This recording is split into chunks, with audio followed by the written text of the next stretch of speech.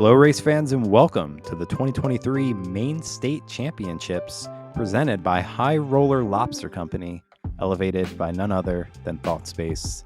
We are here for the back nine of round two, and we are at the Bittersweet course. My name is Chris Sherman. Along beside me, we have Derek. And man, this front nine was filled with a bunch of highlights, really good golf, and lead card is looking good. Yeah, roller coaster more in terms of the terrain, not necessarily the play. We've been seeing some really great shots from our players here on the lead card. As you said, we should be expecting this type of play. What do we got here? Hole 10, par 4, 479 feet. Theme of the course here, very tight, about 10 to 15 feet wide. A lot of trees to miss, a lot of elevation, a lot of sloping greens. And we're going to be saying that basically on every single hole here. So you can see Clint with the box rattled off a turkey there to end the front nine and is looking really good.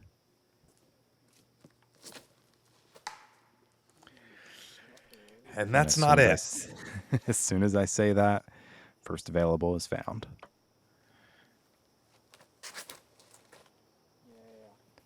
We have Mark Chapalonis, also known as Marky Chap, puts up a great shot. Exactly what you want to do here.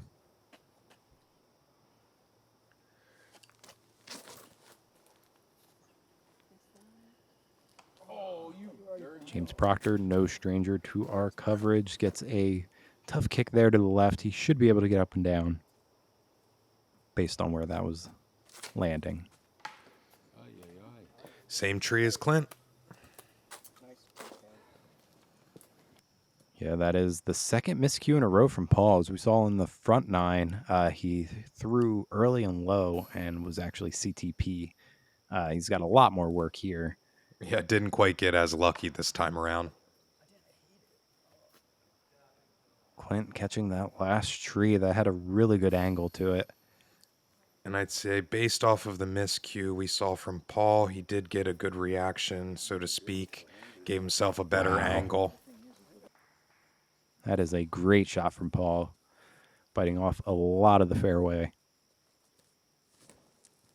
Clint now throwing three before... Oh, man. Some of the other players are throwing two.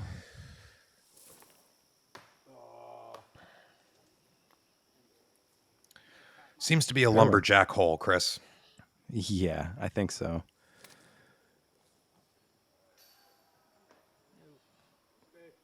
There's just a lot of these, arm length or arm width trees, just spotted up all over the place. That some may not even be visible from your angle. Yeah. I would say this hole is not my favorite hole.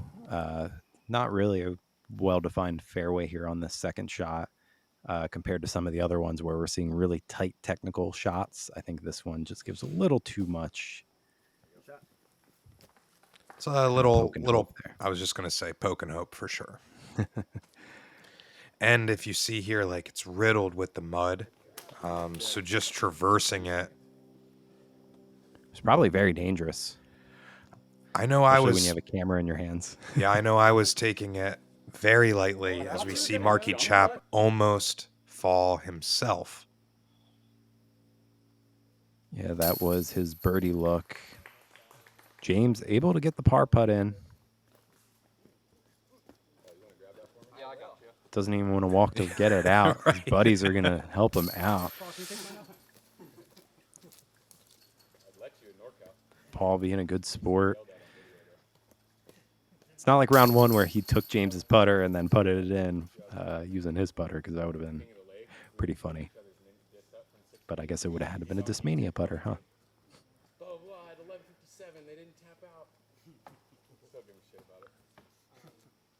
We hear James recounting some... Oh, my God. Slow it down there, Marky. Yeah, super We're not going anywhere. A little wobbly there. You could see the mud. All right, hole 11, Par 3, 282.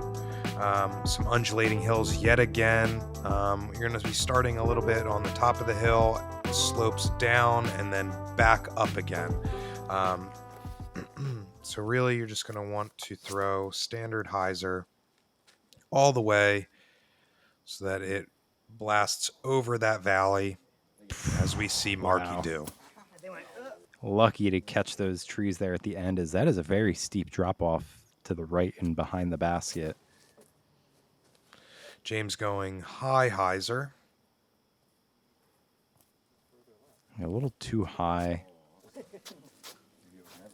Short left. See if Paul can get a accurate tee shot here. He's been off the past couple. This looks great.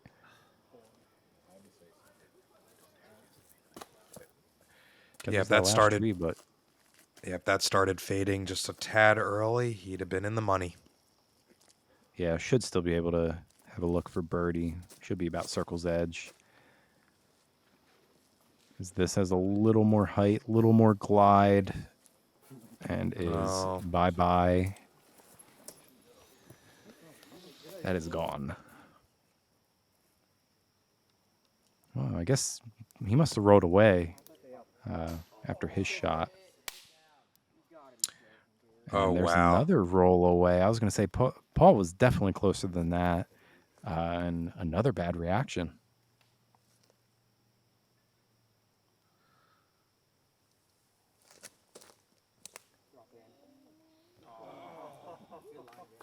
I liked the idea a lot. Kind of spike it up there, make the disc a little thinner so you're hitting that gap a little easier. This kid he is at it again. Wow. Another par save from outside 50 feet. I'd say that out of all of them is the least smooth of them. It did have some wobble coming out of the hand, but it did not matter. Hey, doesn't matter if you're wobbling as long as you're staying on track, right? That just proves it.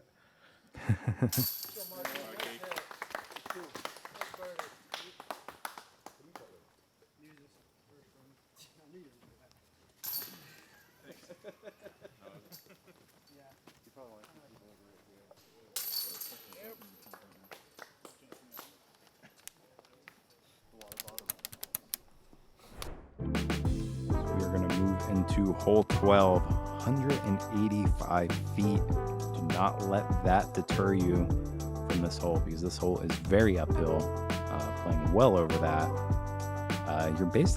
You're throwing a tough shot here. You're giving this a pretty good pool to get up that hill. These guys, you might see them go up to a fairway driver, if not full power mid-range shot.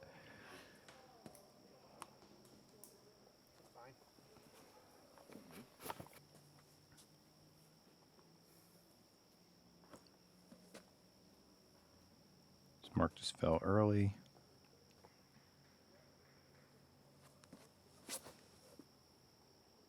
Yeah, split it. Oh, wow. Nice shot. Yes. Love that disc. Splits the gap, coming in a little low. Definitely hunting that basket.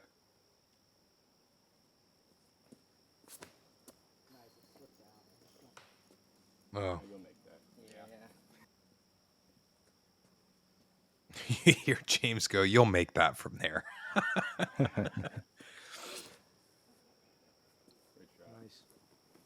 Great shot there from Clint. Oh, yeah. Making it look so easy. Guy's so smooth. There's no way he makes this. You're right.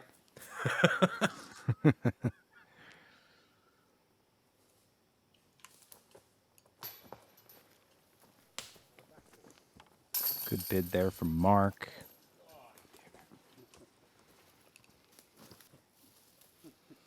Paul with the quick tap in, keeping pace of play. And same with Mark, as James still has a lot of work. Oh no. He Wow. just skipped halfway back down the fairway. Well, at least it stayed put this time. Yeah, that's tough for James there.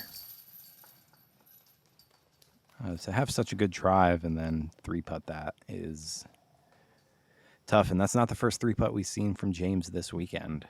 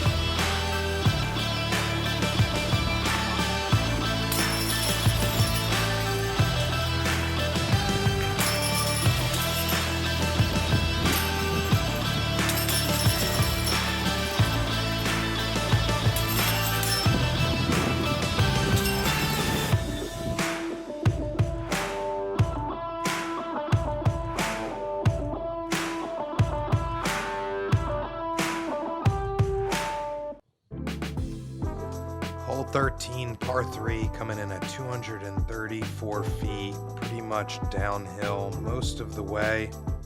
Actually, all the way. But a lot of guardian trees there to contend with. If you go a little too far, you're going to find yourself in a little creek bed. Low and slow. This is like a bunny slope at a ski resort here. Yeah, Clint where makes that look easy. Yeah, Clint's touched down pin high and then hopped just past.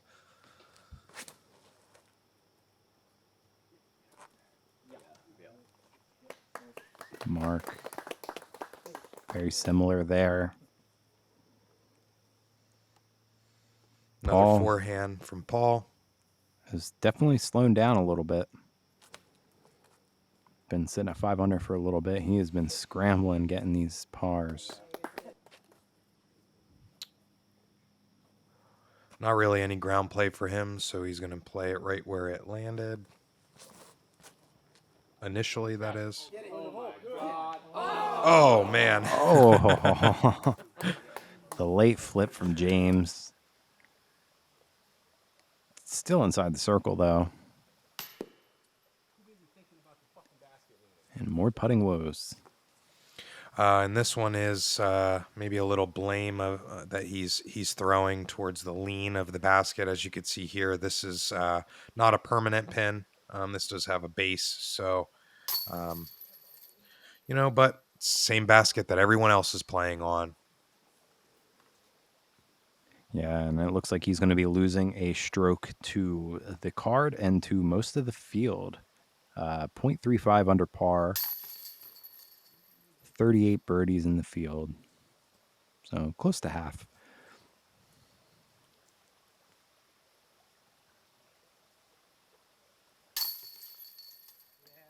All right, back on green on Paul's scorecard. And he's jumping up and down with joy. He knows it. Looks like James is going to take that basket to go. So we're moving to hole 14. Par 5. This one is a very challenging one. Par 5 at 743 feet. Very tight and technical. You want to throw this first shot up to the hillside, and then you have a long way to go.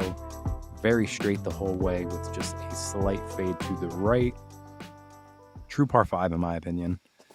It does also look like the green has a pretty severe slope to the back edge left, so that's going to definitely come into play if you're really trying to push your approach. Clint is in a terrible spot, and that is going to be a very tricky par save from there. As your first shot, you want to at least get to the top of this hillside here. Yeah, a little early from Markey, but finds himself a pretty good position.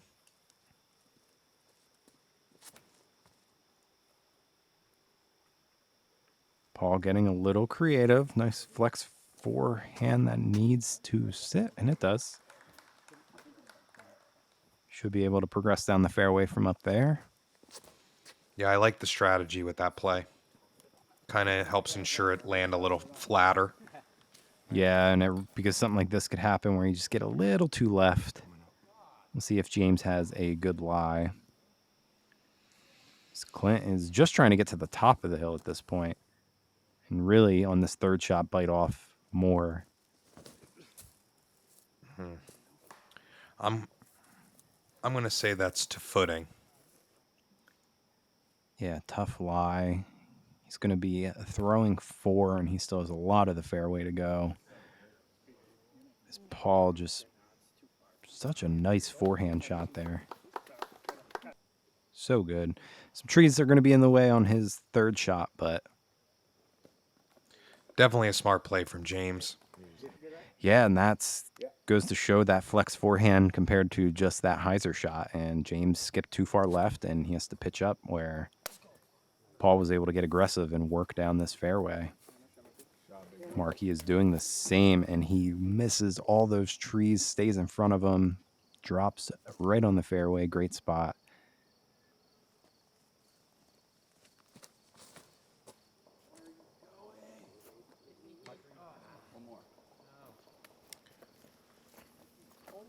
James getting caught up about 3/4 down the fairway.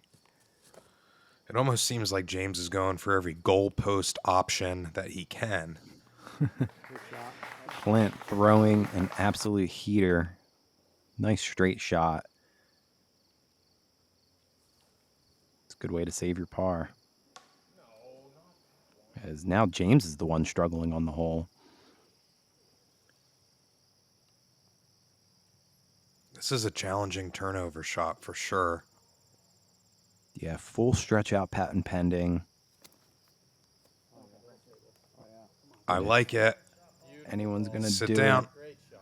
Paul is going to do it. A little Great behind shot. that bush, but that really shouldn't come into play for him at all. Yeah, I mean, putting for birdie, that's got to be a good feeling on this hole. Marky Chap getting caught up by the same tree. Should be well within his range.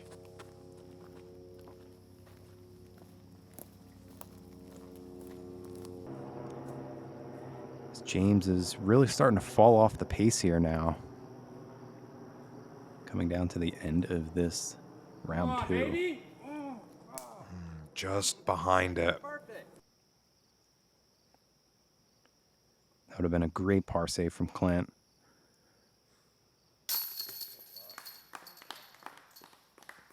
Gets the bogey.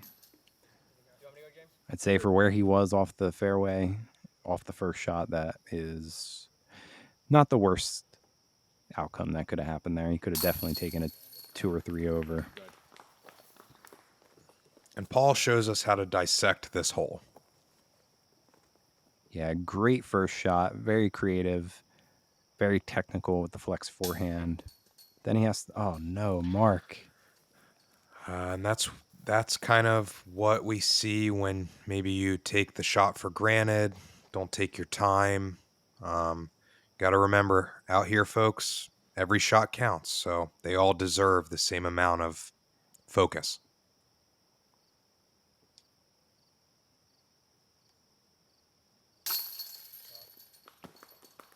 James able to get his bogey. Not great after having such a good drive and then pitching out and then not executing. So really, Paul taking it to the team. Hole 15, par 3 at 332 feet. Again, I mean, what more can we say? It's going to be a hole that's drifting left to right here. Another tight gap, tons of guardian trees. You're really going to... Well, it looks like we're going to see a backhand from Paul. Yeah, I really like this shot. This is a really good righty shot for like a nice Heiser flip that's going to drift to the right at the end. Really cool shape to this hole.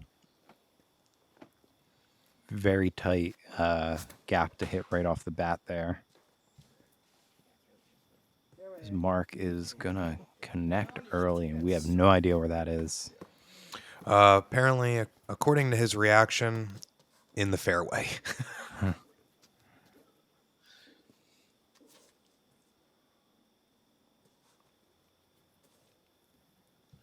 I don't know if anybody has picked up on this, but Clint does a really good job of kind of keeping his routine exactly the same with breathing techniques and the way that he practices the follow through more than the actual throw. Just something to kind of get your headspace right. That was it right there. And look what happens. That was the shot. I mean, I would say it was a little too straight at the end, but I mean, it was perfect. Gets him right down there. Get through. That's going to turn over too early, but gets a decent kick and roll, maybe? Tough to tell if that was good or bad. And Markey struggling on this one.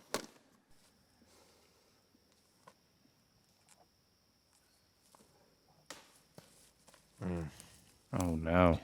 You hate to see it, folks. Yeah, that's tough. After putting for birdie on the last hole, doink the putt, and then now looking at bogey at double bogey at best, really, unless he throws this in.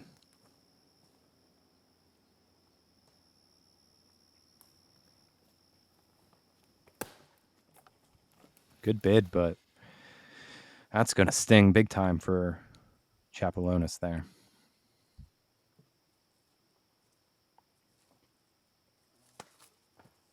I was going to say, the kid has been automatic from that spot. It's really close. I can go. All right. The card being very communicative with one another in terms of pace of play. I think I'd love to see that.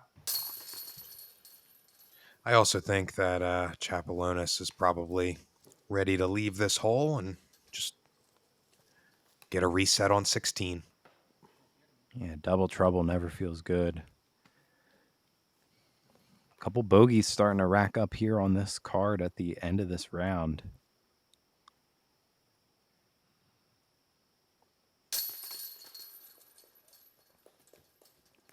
Paul with his par save.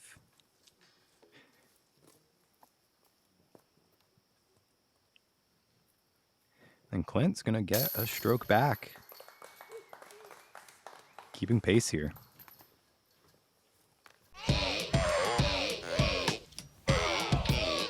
Elevate.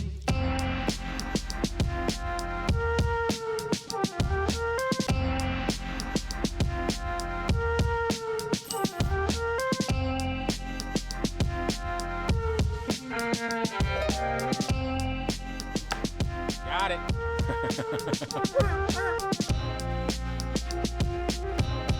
Elevation for your mind. All right, we're going to move into hole 16, par 3, 363 feet. This is going to play upwards to probably 420, maybe even more. This is very uphill here. A lot of trees to contend with. So you need a full rip here to be able to get up to the basket.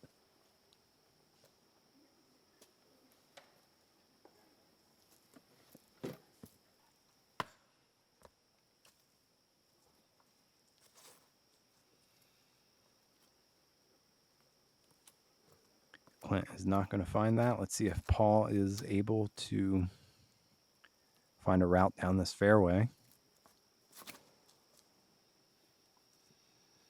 You kind of want to throw something understable and just rip on it and try to get it up there, but I think the elevation is just too much. Yeah, and Paul finds himself nestled up on that tree, so that's going to be definitely in his mind when the follow-through on the shot comes into play. Pretty good shot there from James. He should have a long bid for the birdie. Get around it. Nice. If it beats that stump, yes. Good shot there from Markey.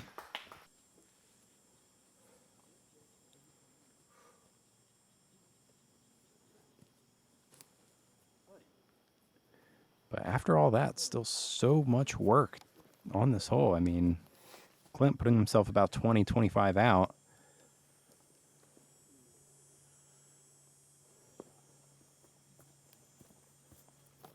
No stress there for Paul.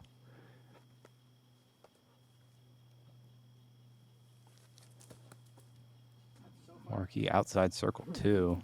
That's so hard. And a lot of these approaches are just a testament to what just that elevation change in an approach really is going to do for you. Yeah, as James is going to go up there as well, and now is a good time to say that this came in as the hardest hole in the course. Came in at .59 over par. Wow. So more than half a stroke over par, and there were 0 birdies today. So no one really was able to get enough juice to get it all the way there for the birdie look. No throw-ins. About half of the field parring and a lot of bogeys out there.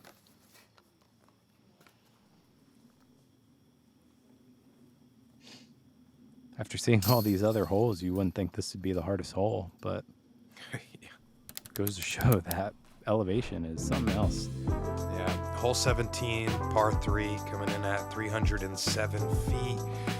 This is a unique hole. Typically, you're going to see a high hyzer, something that's just going to dump. You have the backstop there to play, but you're never going to really see anybody going kind of downsloped towards the green. You're definitely going to want to just air that out, and you got yourself inside the circle. Just like that. Good shot there from Clint.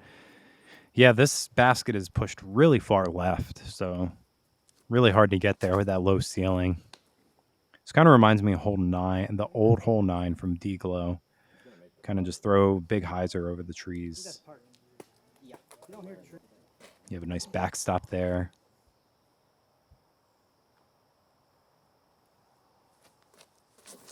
Yeah, I would say must get birdie for the field. Yeah, I would say so. About quarter stroke under par here, so a little bit of a roll from James, but shouldn't be an issue. About a quarter stroke under par, so a lot of the field getting the birdie here. Yeah, and Markey just saws that off, kind of pushes it more straight up than he needs to, and hits those branches, slaps it down, and now he's fighting. Yeah, and leaves himself a circle's edge putt for par. In not the greatest of footing either. No, we're watching Markey Chap's round diminish right before our eyes here, right at the end. As James is able to finally get some green back on the scorecard. Tough round overall for him. Great save. Yeah, that keeps him in the conversation.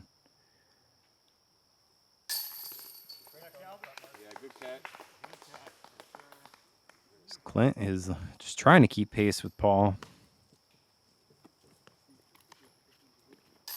Paul with another birdie.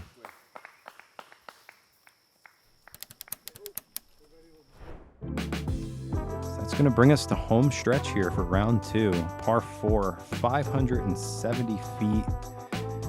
This hole gives me vibes of hole 10 at Waco.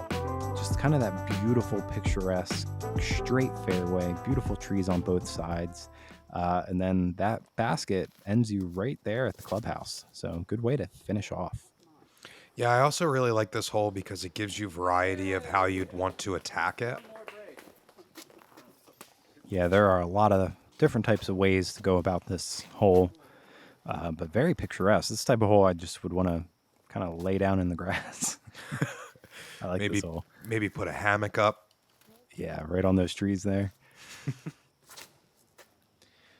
Yeah, come on. And Maybe next year I'll set up my hammock with a camera and we'll have hammock cam. Paul with the flex line, just getting caught up a little early, taking a lot of the juice out of that. This one is not ideal from James. Yeah, that's going to put him in a tough spot. He's probably going to be a little pinched there. We'll see how much he can bite off on his second shot. as this is going to fade into the woods. This is not looking good. Luckily, it kind of got stopped down there, right on the edge. Yeah, and I'd say something that I've noticed that Mark has been dealing with all day is that he's losing a lot of traction on the tee pads. He's been putting his towel down a lot, things like that. So, if you don't feel confident in your plant foot, that's going to make your round incredibly difficult. Big shout out to Paul there, lacing that shot, putting himself well inside the circle. A little bit easier in terms of distance, being sub 600 and not too many trees. So these guys with the distance should be able to get down there no problem, just like that. Clint makes easy work of this hole.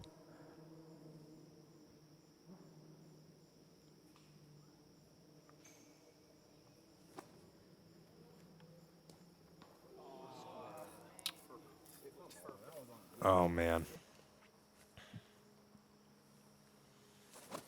And he's blasting at the basket, knowing he's got the backstop. Almost turns it over into the fans. He did warn everybody that was what he was intending on doing. He just kind of said the F it and send it mentality, but... Hey, all gas, no brakes gets you there sometimes. Yes! Oh. Running it out, knowing it was in. What a great way to end your up and down round. Yeah, overall, very good play there from Mark. Good way to finish. And he's still in the mix, still competing, so.